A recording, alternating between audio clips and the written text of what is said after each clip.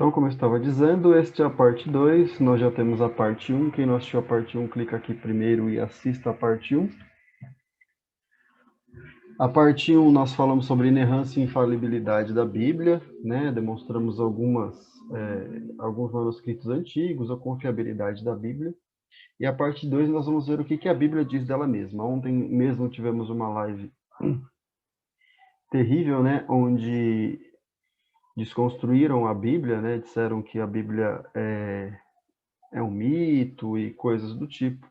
Então, esse estudo vem no momento propício. Como eu disse, ele é feito totalmente baseado no Isto Cremos, né, com exceção de uma pequena parte, de um ou dois textos que são de Ellen White, mas não alteram em nada o sentido que passaremos aqui.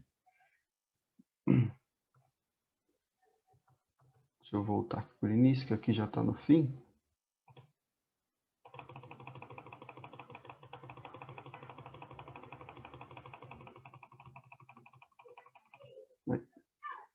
Ok.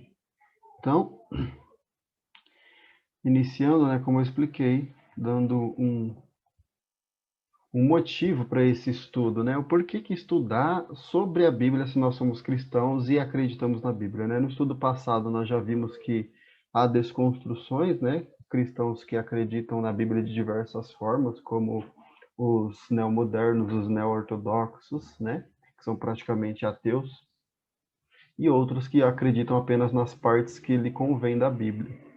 Então, o porquê estudar, né? As escrituras sagradas, né? O Antigo e o Novo Testamento, elas são a palavra de Deus escrita. Então, assim como nós fizemos no estudo passado, já no primeiro slide nós deixamos claro o que o estudo vai falar, né? No estudo passado nós deixamos claro que a Bíblia ela é infalível, mas não é inerrante.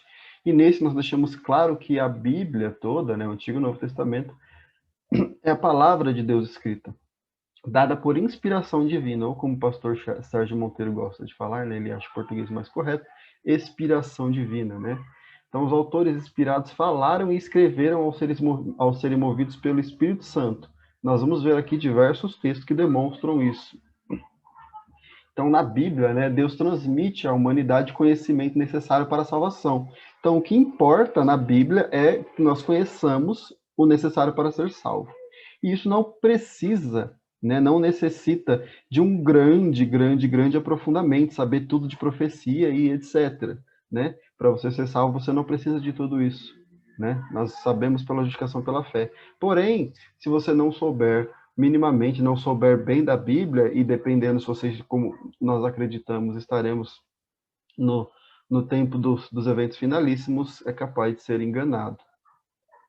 Então, elas constituem, né, a revelação infalível, suprema e repleta de autoridade da vontade de Deus, né? Constitui padrão de caráter, então é aqui que nós conhecemos o caráter de Deus, o padrão de caráter de Deus. Sem a Bíblia, ou desconstruindo a Bíblia, nós não conseguiríamos, né, nem saber disso. Então, ela é a prova, né, da experiência, né? Nós vemos diversas, até situações de consciência mesmo, né? Comprovando diversas coisas que a Bíblia já falou anteriormente. Então, o revelador definitivo de doutrinas e o registro fiel dos atos de Deus na história. Nós vemos Deus agindo da história principalmente através das profecias, né? Como nós falamos, o ponto central das Escrituras é Jesus, porque é Ele que nos salva. Né? No início, cremos na página 15, diz que a Bíblia expõe a humanidade e revela a Deus. Por que expõe a humanidade? Expõe no caso de nos deixar exposto, como diz lá em Apocalipse, na carta a Laodiceia, né? Nós somos pobres, cegos e nus. Então ela nos expõe isso, ela nos mostra nossos defeitos, nossos pecados. Por isso que quem gosta, né, ama muito seu pecado, precisa desconstruir a Bíblia, porque a Bíblia está sempre nos acusando, né, nos mostrando nossos defeitos. Ela expõe nossa condição humana, revela a solução divina. Você vê os paralelos, né? Expõe a humanidade, né, o problema, nosso problema, e revela Deus. Ela expõe a nossa condição e revela a solução divina. Seres humanos são mostrados como perdidos, separados de Deus, enquanto Jesus é apresentado como aquele que localiza o perdido e o traz de volta. Jesus é o ponto focal das Escrituras. No Antigo Testamento, ele é o Messias. Desde o Antigo Testamento ele já é o Redentor do mundo. No Novo Testamento, ele é revelado como Jesus Cristo, o Salvador. Então, isso daqui está no Nisto Cremos, né, na página 15. Então, a autoria das Escrituras. Falando sobre a autoria das Escrituras já de início, o que os próprios autores diziam, né, sobre isso, né?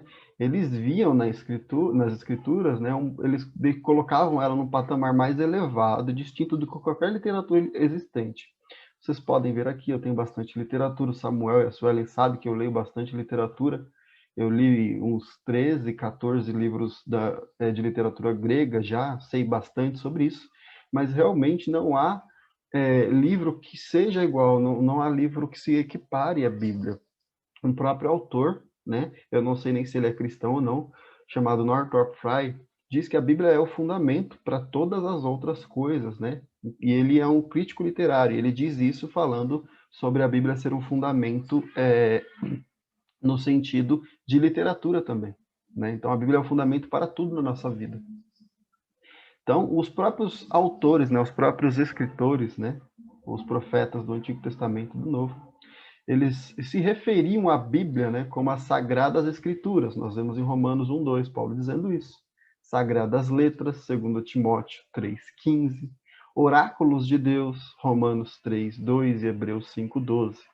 Então, eles diziam frequentemente também que não eram ideias deles, tá? Não era o pensamento deles que eles colocavam ali, diferentemente do que foi dito, por exemplo, na live de ontem, né? Onde disseram que a Bíblia foi escrita por pensadores brancos e etc., né? Por homens brancos, né? E que precisa ter homens negros escrevendo, mulheres escrevendo, para cada um ter sua visão. Não, porque não foram eles, não foi a visão deles que foi colocada na Bíblia, foi a visão, né? A visão não, foi o conceito, a vontade de Deus. Então, eles haviam sido habilitados a ver essas verdades, né? Deus os habilitou. Nós vemos essas informações, por exemplo, em Isaías 1:1. Eu não vou abrir todos os textos aqui, vocês marquem aí. Quem estiver assistindo o vídeo, dá um pause, confira os textos, porque serão inúmeros textos, então a gente não acabaria nunca. Mas marquem, confira esses textos. Então, eles eram habilitados a ver essas verdades. Nós veremos alguns aqui que eu coloquei. Então, Isaías 1:1 diz, Amós 1:1, Miqueias 1:1 também, Abacuque 1, Jeremias 38:21. E de como que eles, né, recebiam, de como eles eram revelados ou habilitados a ver isso? Por parte do Espírito Santo, né? O Espírito Santo era a fonte das revelações deles. Nós vemos isso em Neemias 9:30, Zacarias 7:12 e alguns mais que eu vou apresentar aqui agora. Por exemplo, Ezequiel. Ezequiel diz que então entrou em mim o Espírito. Ele diz isso em Ezequiel 2:2. Depois, Ezequiel 11:15, ele diz: Caiu, pois, sobre mim o Espírito do Senhor. E Ezequiel 11:24, ele diz: Depois o Espírito me levantou. Então, você vê a obra de Deus aí, né? Realizando isso. O próprio Espírito Santo os habilitando, né? Como foi dito anteriormente, a realizar, a entender estes conceitos que Deus passava para eles. A escrita, a maneira da escrita, a forma literária, era sim do autor. Porém, o conceito, né, que é o importante, por isso que a Bíblia é infalível, não vem dos autores, vem de Deus. Então, Miqueias disse em Miqueias 3:8, Eu, porém, estou cheio do poder do Espírito do Senhor. Então, aqui mostra, mais uma vez, quem o habilitava também. Davi, outro, né? Servo de Deus, diz, O Espírito do Senhor fala por meu intermédio, e a sua palavra está na minha língua. Então, nós vemos aqui, por exemplo, até um estudo praticamente do Espírito Santo, né? Porque o Espírito Santo entrou nele, colocou sobre ele, né? E depois levantou. Aqui no Davi, ele diz que o Espírito Santo falou com ele. Então, nós vemos aí alguns aspectos aspectos pessoais do Espírito Santo, né? Além de demonstrar pelos escritores, né, bíblicos, quem foi que os habilitou a falar. Então, como disseram, né, ou como estão dizendo por aí, não não são homens brancos e etc. que escreveram, que tiveram a ideia do conceito do que escrever, mas sim veio de Deus. né? O Novo Testamento, ele confirma que o Antigo Testamento foi escrito por intermédio do Espírito Santo. Isso é uma questão bem importante nós sabermos, porque diversas vezes nós temos essa briga, né, por cânon. Cânon é o cânon oficial da Bíblia, né? Ah, quantos livros tem na Bíblia? Esse é o cânon oficial. Na protestante tem 66, na católica tem mais, né? Mais livros, por exemplo, incluindo alguns que a gente considera apócrifos. Então, por quê? Porque existem essas diferenças, né? O Antigo Testamento, o Novo Testamento, né? Ele confirma os cânones do Antigo, citando-os, né? E confirma também diversos autores do Novo também citando eles. Então, Jesus disse isso em Marcos 12, 36, né? Paulo disse em Atos 28, 25 e 1 Timóteo 4, 1. Pedro explicou que o Espírito Santo não opera por poucas pessoas, e sim de todos os profetas, ou seja, todos os profetas do Antigo Testamento, né, que escreveram seus livros, que tiveram seus registros, né, ou que apenas, pelo menos, tiveram citações sobre ele, foram inspirados, né, pelo Espírito Santo e não deles mesmos. Paulo disse. Pedro diz isso, né, em 1 Pedro 1:10, 11:2 e 2 Pedro 1:21 também.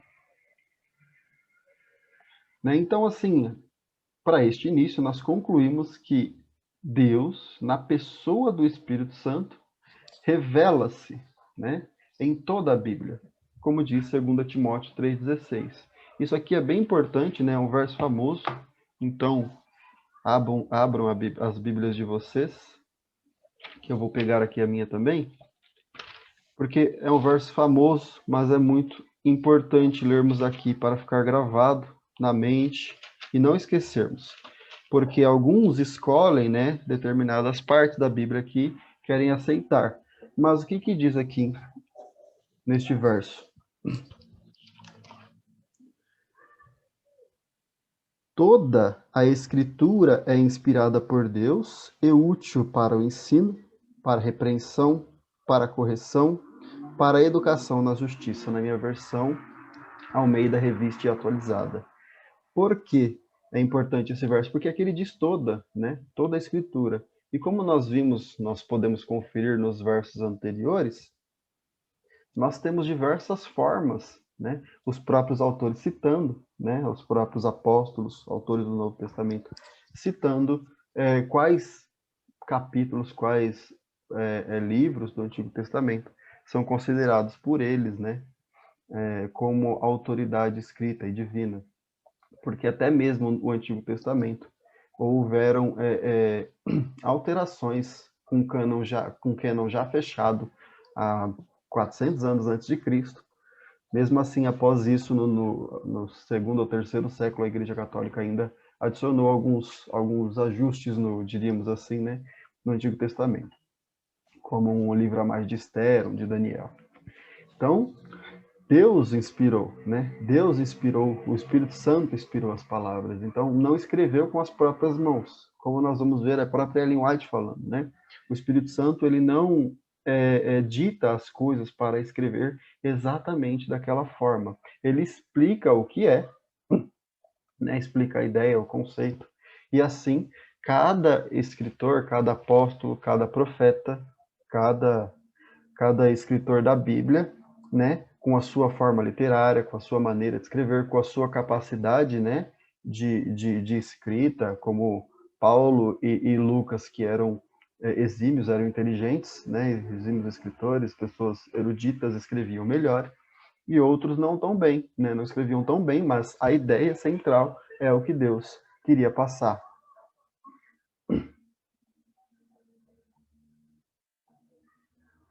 Então, essa é a primeira parte para a gente já deixar afirmado aqui, né, que toda a Bíblia, né, toda a Bíblia foi inspirada, foi escrita por Deus e ela foi também, né, passada pelo Espírito Santo e não saída de ideias de homens ou de pessoas ou de judeus que tiveram vontade de escrever algum conto mítico, né, como estão dizendo por aí, né? Então, vamos ver alguns conceitos da inspiração, né? Nós temos aqui a palavra grega theopneustos, né, que é traduzida como inspirada, né, nas passagens que nós vimos agora há pouco, né, ela significa literalmente, essa palavra significa literalmente proveniente do fôlego de Deus. Por quê? Theo, né, ou theos, né, é Deus, né, divino, no grego, e Fineustos tem a ideia de espírito, de inspiração, né? Então, essa junção das palavras, ela diz exatamente que é proveniente do fôlego de Deus, que vem de Deus. Então, quando diz Theophineustos na Bíblia, aqui no Novo Testamento, diz que é proveniente, que ela vem diretamente de Deus. Então, Deus inspirou, né? Ou soprou, né? Por isso que ali é Fineustos, é espírito, fôlego, né? Em determinadas partes ela é traduzida assim. Então Deus inspirou, ele soprou, né, a verdade nas mentes, né, dos homens. Então eles expressaram essas verdades com suas próprias palavras, né? E colocaram nas escrituras sagradas essas verdades com as suas próprias palavras.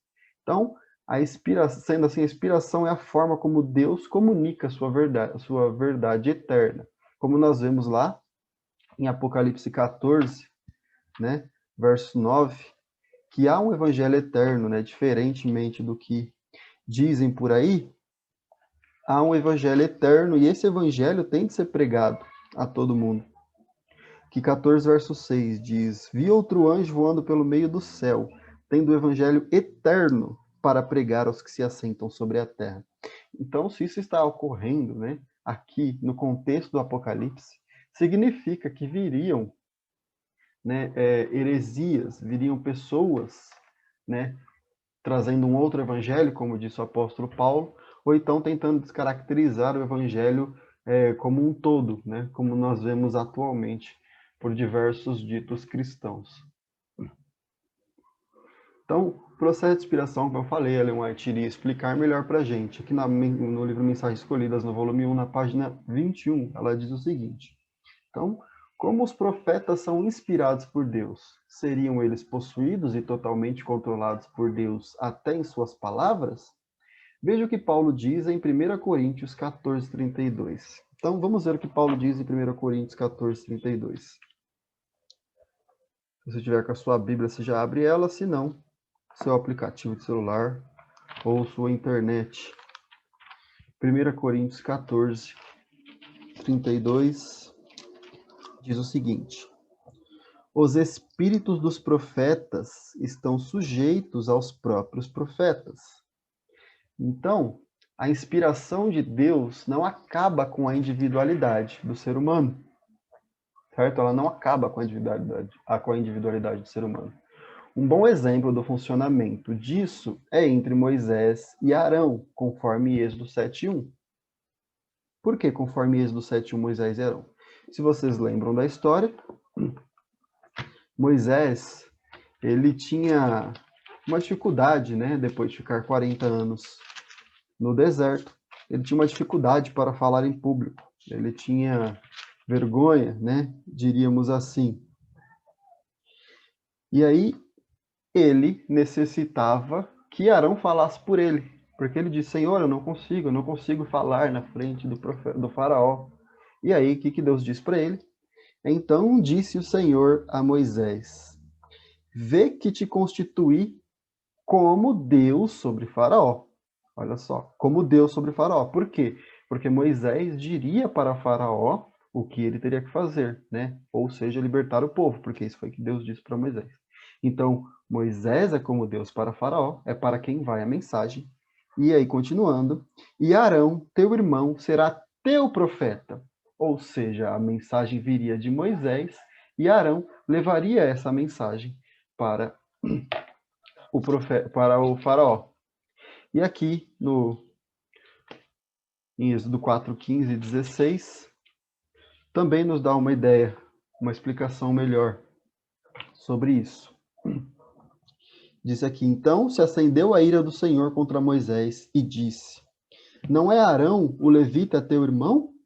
Eu sei que ele fala fluentemente, e eis que ele sai ao teu encontro, e vendo-te se alegra em seu coração.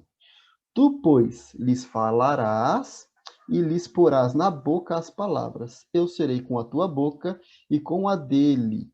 e vos ensinarei o que deveis dizer.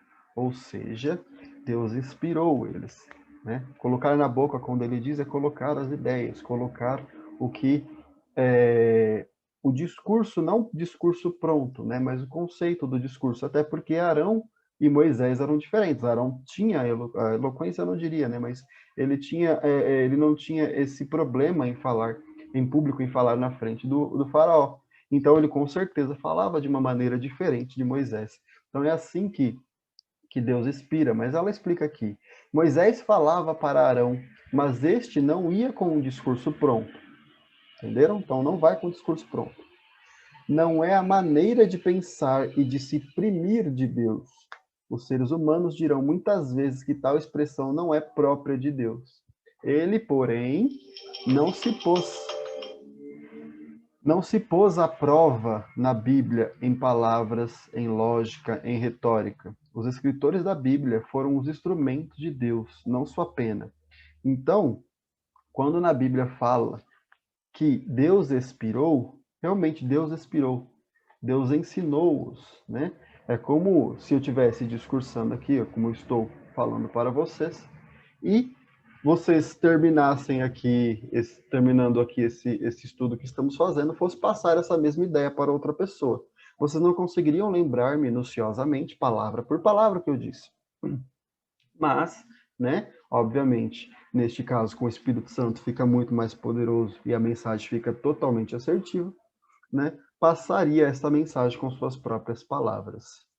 Há exceções a esta regra, né, de que Deus apenas expira, né, os profetas e os escritores da Bíblia? Apenas uma, né? A exceção, que vocês já sabem, né? A exceção que são os 10 mandamentos, né? E neste caso, né, todos sabemos, Deus mesmo os escreveu com o seu próprio dedo. Nós podemos ver isso em Êxodo 21 e 31, e depois Deuteronômio também, na repetição. Então, mesmo assim, foram escritos tendo em vista, né, a limitação da linguagem humana, ou seja, Deus escreveu ali de forma bem limitada, imagina que você vai explicar um conceito de física quântica para uma criança, né? Então, você explica para ela de uma maneira bem assim, olha, é porque vai a onda e aparece a imagem em outro lugar e etc. Então, você explica de uma maneira como a criança iria entender. Então, a sabedoria ilimitada de Deus não nos é possível compreender. Então, ele fala de uma maneira que nós o compreendamos, né? Então, ele se coloca, né, no nosso nível, nas palavras, e não nós subimos até o dele, neste sentido. Então, vamos falando um pouquinho mais sobre a inspiração e os escritores bíblicos, né? Então, como dito, a Bíblia não menciona como o indivíduo era qualificado para receber, ou seja, ela não fala se ele tinha que ser rico, se ele tinha que ser pobre, se ele tinha que ser sofredor ou se ele tinha que ser feliz, né? Ela não fala qual era a qualidade, né? Então, ela não fala qual era a qualificação para receber o dom divino. Paulo só fala que o Espírito dá a quem ele quer, a quem ele deseja, apenas isso. Ponto. Porém, sabemos que Deus não faz acepção de pessoas, como em Atos 10, 34, certo? Então, a exemplo de Balaão, né, nós lembramos de Balaão, ele tinha a revelação divina, né? Mesmo assim, ele agiu contrário a Deus. Ele sabia da revelação divina, era diríamos, um profeta, né? Mas ele agiu em desacordo com Deus, lá em Números 22, 24. Por quê?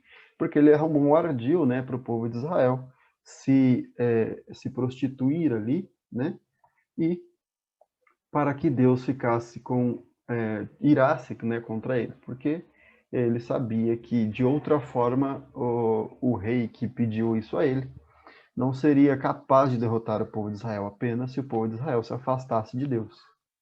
Então foi isso que ele fez ali, mesmo tendo a profecia, mesmo sabendo da voz de Deus, ele fez o contrário a isso.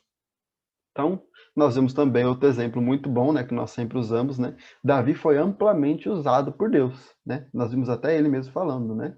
Mas ele cometeu diversos crimes. Ele mesmo confessa isso lá no Salmo 51, né? Assim como todos nós. Mas os dele estão registrados aqui para nós o julgarmos, diríamos assim, né? Então, todos os profetas possuíam, como nós, né, natureza pecaminosa e careciam da graça de Deus, que diz em Romanos 3:12. Então, eles não eram perfeitos, não eram pessoas sobre-humanas, eles não tinham uma inteligência ou intelecto incrivelmente maior do que o nosso, né? Mas eles se devotaram totalmente a Deus após receber a mensagem dele. Então, Deus não faz essa acepção de pessoas, de quem é rico, de quem é pobre, de quem é sofrido ou de quem não é sofrido, diferente da teologia do oprimido que nós estamos vendo hoje em dia, onde apenas as pessoas pobres e necessitadas de caridade, né, merecem, né, serem ouvidas, né, e merecem o evangelho, diferente do que estão falando por aí hoje em dia. Então, às vezes, uma coisa interessante, né, nós sabemos também, os próprios autores não entendiam o que eles comunicavam. Assim como nós, né, estudamos a Bíblia, e mesmo assim, dentro da nossa própria denominação, diversas vezes de forma saudável e outras nem um pouco saudável, nós discordamos, né, em determinadas doutrinas, né? Os autores também não entendiam o que comunicavam. Vamos ver, por exemplo, 1 Pedro 1:10 e 12, que é um verso bem interessante.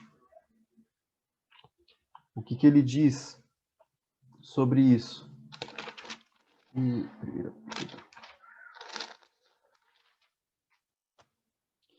Então, está escrito assim: foi a respeito desta salvação que os profetas indagaram e inquiriram, os quais profetizaram acerca da graça a vós outros destinada. Então é interessante que aqui ele está falando que os profetas, desde o Antigo Testamento, já estavam falando da graça. Apenas um link aí. Então, investigando atentamente qual a ocasião ou quais as circunstâncias oportunas indicadas pelo Espírito de Cristo que neles estava, ao dar de antemão testemunho sobre os sofrimentos referentes a Cristo e sobre as glórias que o seguiriam.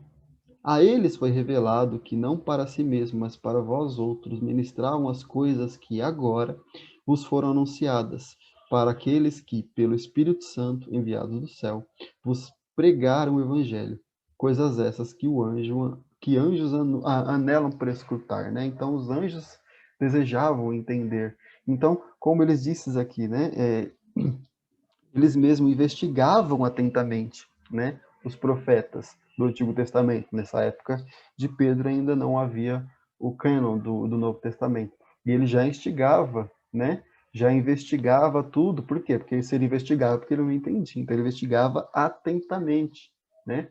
Nós vimos Daniel também por 2 vezes, ele ficava perplexo com a visão.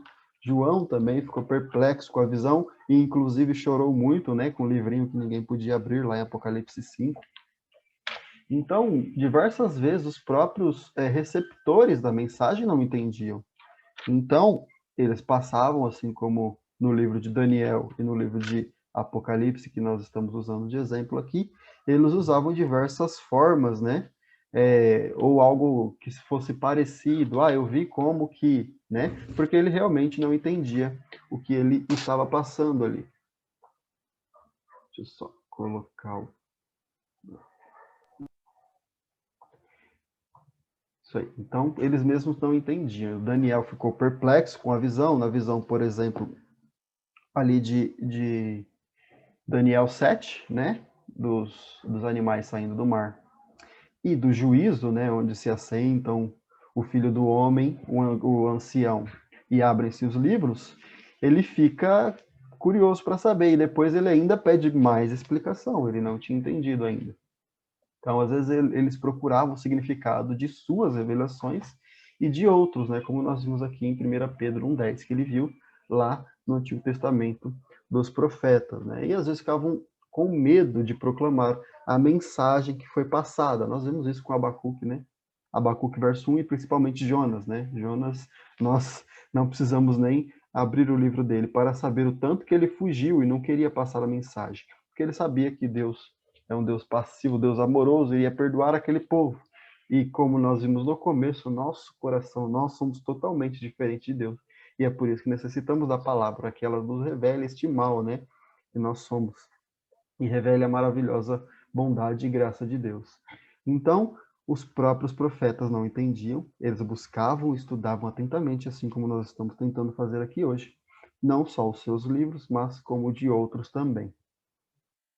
Então, se eles faziam desta forma, né, se eles mesmos buscavam entender até o que estavam escrevendo, quer dizer que eles não escreviam de si mesmo, né, alguma coisa.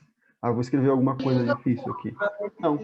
Eles realmente não entendiam o que estavam escrevendo porque a mensagem não vinha deles. Vinha de Deus. Mutei, não sei. Então, vamos ver agora um pouquinho sobre o método, né?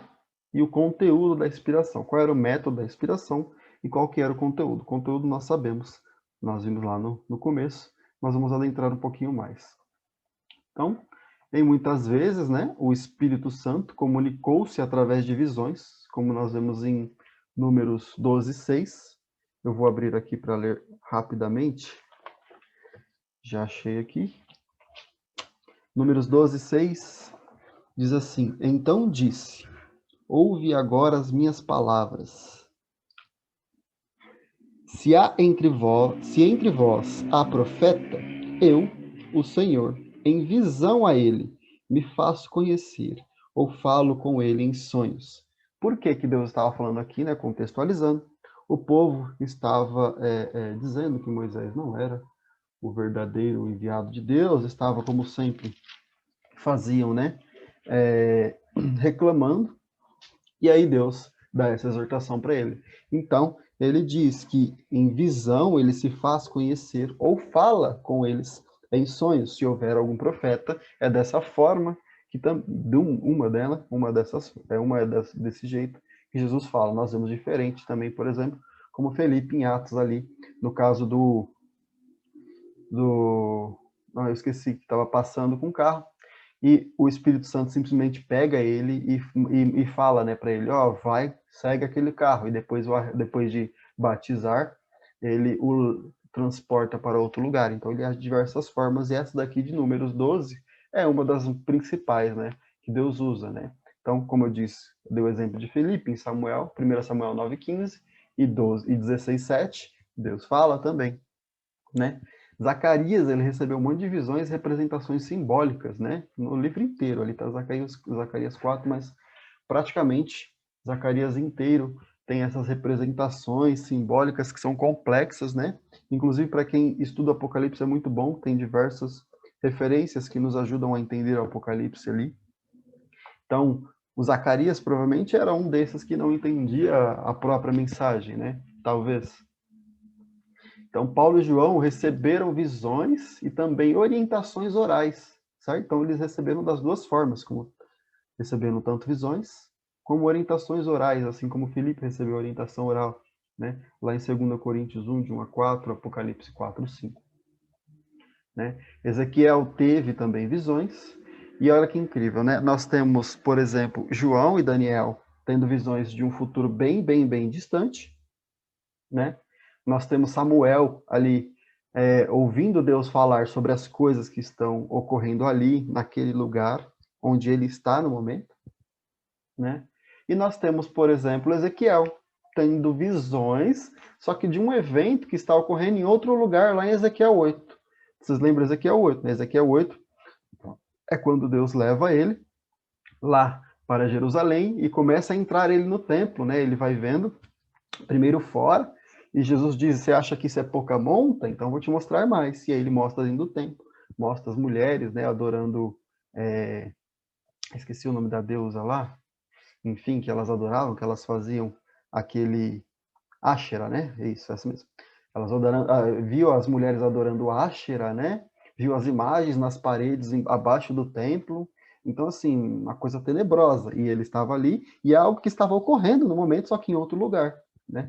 Então, em outras vezes, eles mesmos participavam das visões, como João em Apocalipse 10, Daniel também, Daniel não, Ezequiel, em Ezequiel 3 e Apocalipse 10, são praticamente a mesma coisa que ocorre, né? Ambos comem, né, um livrinho, eles participam da visão, mandam ele comer, não, pega esse livrinho e come, eles vão lá e comem esses livros, então eles participam das visões. Então, Deus, ele se revela de muitas maneiras, mas sempre, sempre alinhado com o que ele já ensinava, com o que ele ensina, nunca ele vai se contradizer. Como Paulo disse, né? Se vier um anjo falar algo diferente do que eles pregaram aqui, né? Quando estiveram nessa terra, que seja anátema. Então, agora, sobre o conteúdo, né? Nós vimos o método para saber a veracidade de alguém que fala, que vem em nome de Deus. Qual era o conteúdo? Então, conteúdo, alguns eram profecias acerca do futuro. Nós vemos Daniel 2, né? A imagem da estátua, cabeça de ouro, né? Peitos e braços de prata, cintura de bronze, pernas de ferro, pé de ferro e barro. Daniel 7, a visão dos 4 animais saindo do mar, né? O leão que fica em pé depois de um tempo, como um homem. O urso que se levanta de um lado. O leopardo com 4 asas e 4 cabeças. E o animal terrível espantoso. E em Daniel 8 também, né? Ali especificamente dando mais detalhes sobre o bode e o carneiro, né? Que são a Pérsia e a Grécia, né? A luta entre os dois. E Daniel 12, que principalmente fala, né? Sobre o fim dos tempos, né? Remetendo até aos nossos tempos. Então, alguns eram profecias, como neste caso o Apocalipse inteiro, né? E para outros eram registros históricos, né? De sua própria existência. Nós vemos, por exemplo, em Jeremias, que ele tinha um escriba, né? Acho que é escriba a palavra, um assistente, melhor dizendo, para ele, né? Que esse assistente escrevia todas as coisas para ele e ficava remoendo ali no coração, né? Uma tristeza, uma reclamação, diríamos assim. E essa reclamação, obviamente, Deus ouve, né? E Deus ouviu e respondeu através de Jeremias para esse próprio assistente dele, né? Então você vê como que Deus trata até os seus pequenos. Então, para relatar ali os eventos históricos, como nós vemos em diversos livros da Bíblia, como nas crônicas, nos livros de Reis, nos livros de Juízes, né? Como está explicado aqui. Então, conteúdo e método são esses dois que Deus usa. Então, visões, certo? Falando também diretamente, diversas formas de Deus agir, mas sempre, né, sempre de acordo com a palavra, de acordo com o que ele já deu anteriormente. Como diz Tiago, se eu não me engano é 2,17, 1,17. Deus não muda e não há sombra de variação, então ele não pode se contradizer também. Então, a inspiração e a história, né? De acordo com 2 Timóteo 3,16, que nós já lemos, né?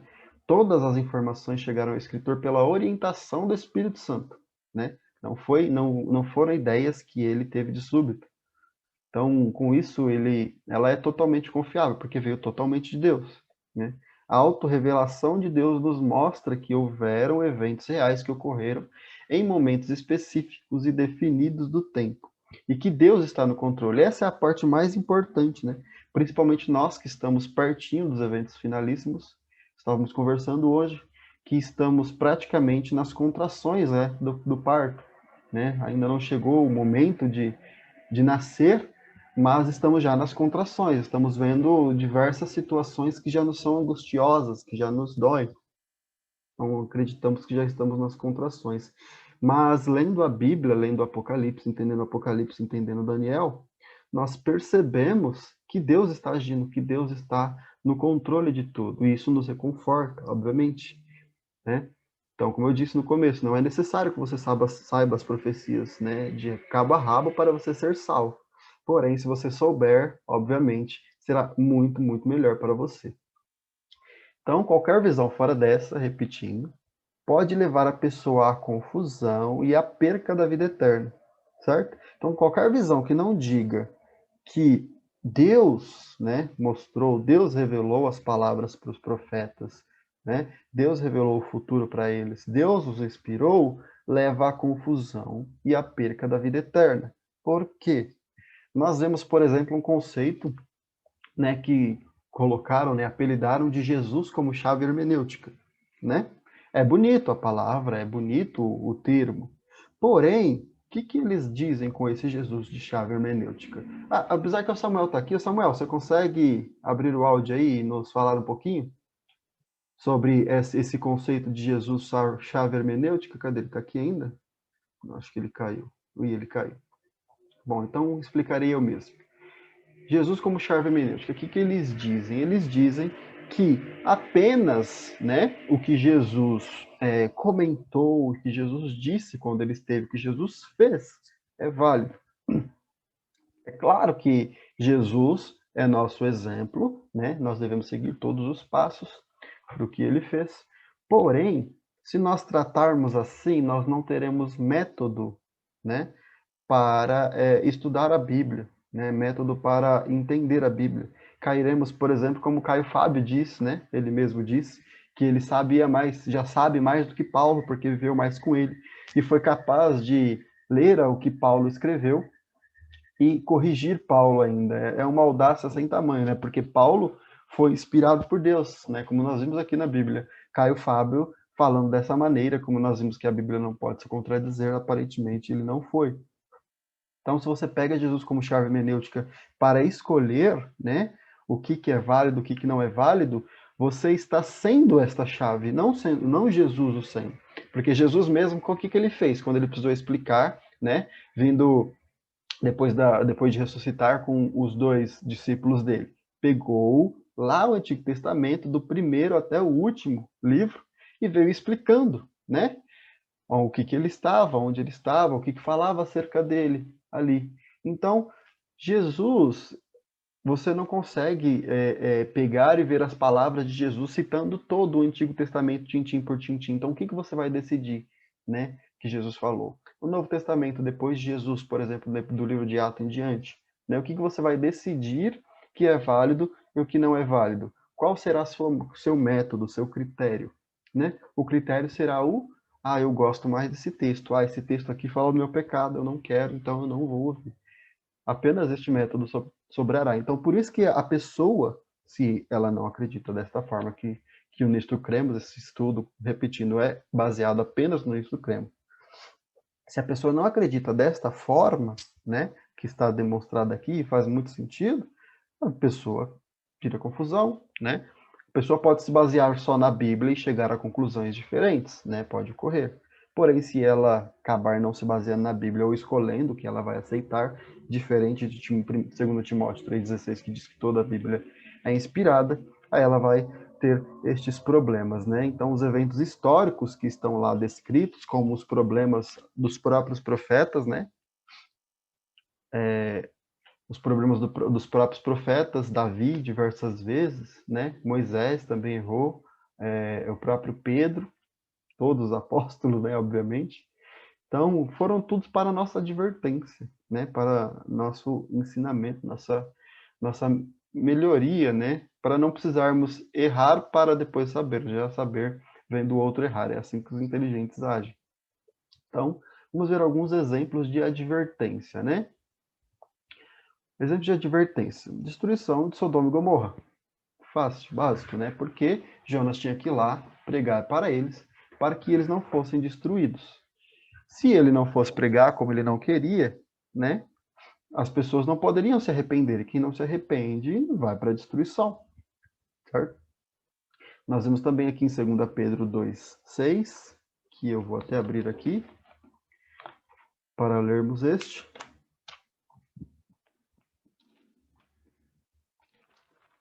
Então, 2 Pedro 2,6 diz o seguinte: E, reduzindo a cinzas as cidades de Sodoma e Gomorra, ordenou-as à ruína completa, tendo-as posto como exemplo a quantos venham a viver impiamente.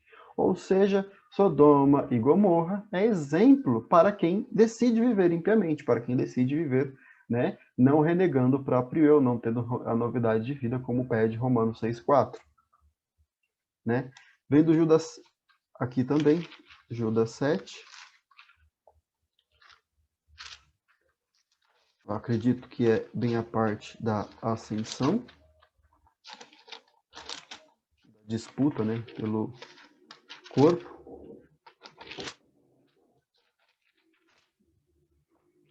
De Moisés, Judas verso 7, Judas só tem um capítulo, verso 7, diz o seguinte, novamente sobre Sodoma e Gomorra, como Sodoma e Gomorra e as cidades circunvizinhas que havendo-se entregado à prostituição, como aqueles, seguindo após outra carne, né, as vontades da carne, são postas para exemplo do fogo eterno. E olha que interessante, elas são postas para exemplo do fogo eterno, e elas não estão queimando até hoje, né, sofrendo punição. Então, são exemplos de advertência. Mas outros exemplos aqui nós vemos, por exemplo, a experiência de Abraão sobre justificação a Deus no templo dele, né, no templo de Deus, né, como vemos em Romanos 4 inteiro. Tiago 2, 14 ao 22, né? Deixem para vocês lerem depois, anotem aí, porque são muitos versos. E aí vocês confiram essas questões. E as leis do Antigo Testamento, né? Como 1 Coríntios diz, né? 1 Coríntios, verso 8 e 9 do capítulo 9. Vamos ver isso aqui. São apenas 2 versos, conseguimos passar rapidamente. 1 Coríntios 9. A gente está aqui certinho. 9, 8 e 9. Diz assim: Porventura, falo isto como homem? Ou não o diz também a lei? Interessante, né? Que aqui ele está dizendo que a lei ainda é válida, porque a lei diz isso. Porque na lei de Moisés está escrito: não atarás a boca ao boi quando pisa o trigo. Acaso é com bois que Deus se preocupa? Ou é seguramente por nós que ele o diz? Certo que é por nós que está escrito, pois o que lavra cumpre fazê-lo com esperança, o que pisa o trigo, faça-o na esperança de receber a parte que lhe é devida. Eu li até o 10 aqui, né, 8, 9 e 10, para explicar o porquê é um exemplo, né, de exortação. E o último, né, Lucas, né, mencionando, é interessante esse relato de Lucas. Lucas é chamado de o historicista, né, como fala? O investigador, né, investigador bíblico, porque ele disse que ele queria um relato fidedigno da vida de Jesus, quando ele manda para Teófilo, né? Não se sabe, mas dizem que os dois livros de Lucas, tanto o próprio Atos, livros de Atos, quanto o livro de Lucas, dos Evangelhos, dizem que foi para defender Paulo, né, em alguma sentença, né? E por isso que ele manda para o digníssimo Teófilo. Ele começa os dois dessa mesma maneira. Então, Lucas, ele não foi um dos apóstolos de Jesus, não foi um dos discípulos, mas após isso ele foi convertido e pesquisou, né? Ele falou, não, eu quero saber se é verdade o que vocês estão dizendo. E foi atrás das pessoas que tinham tido contato. João também, semelhantemente a Lucas, diz isso, né? Nós vemos que todos os relatos, né, são para guiar a salvação. Nenhum encobrimento é feito quanto aos personagens. Isso é bem interessante, né? Eles são descritos os pecados e seus sucessos, né? Nós vemos Davi, né? Nós vemos em Pedro, né? Os pecados e os sucessos, ou seja, nós vemos a mudança, né? E a capacidade de que as pessoas mudem após elas seguirem fielmente o que Deus diz. Isso é bem importante. Então, a partir de tais evidências, né, nós somos forçados a concluir que, sem a inspiração divina, nenhum biógrafo teria sido capaz de prover tal análise. Tem um livro bem interessante chamado Eu Não Tenho Fé Suficiente para Ser Ateu, que é esse aqui, que é esse daqui, né? Ele dá diversos, eu já demonstrei várias vezes aqui para vocês, um dos livros mais interessantes, mais legais, melhores de todos que vocês podem ter, para principalmente aumentar a fé de vocês. Este livro ele demonstra que não faria sentido, né, os apóstolos, se eles quisessem criar algum relato da sua cabeça, colocar todos os seus defeitos, porque nunca existiu. Vocês podem pegar, por exemplo, principalmente nos Estados Unidos, né, que sempre conta a história das guerras pela sua versão, né, eles se contam como bonzinhos, como os certinhos, como os que não erram. Por que os apóstolos não fizeram isso, né? Então, é um dos únicos livros que não há esse tipo de coisa, onde esconde os erros e as falhas, né? Então, isso demonstra, né, que é fiel o que eles disseram, o que eles escreveram ali, inspirados por Deus, obviamente. Bom, eu acredito que por hoje a gente consegue dar uma parada por aqui, porque já é 9h15 e aí nós deixamos o restante, né, só o finalzinho para a semana que vem. E aí acredito que a gente consiga acabar em uns 40 minutinhos da semana que vem.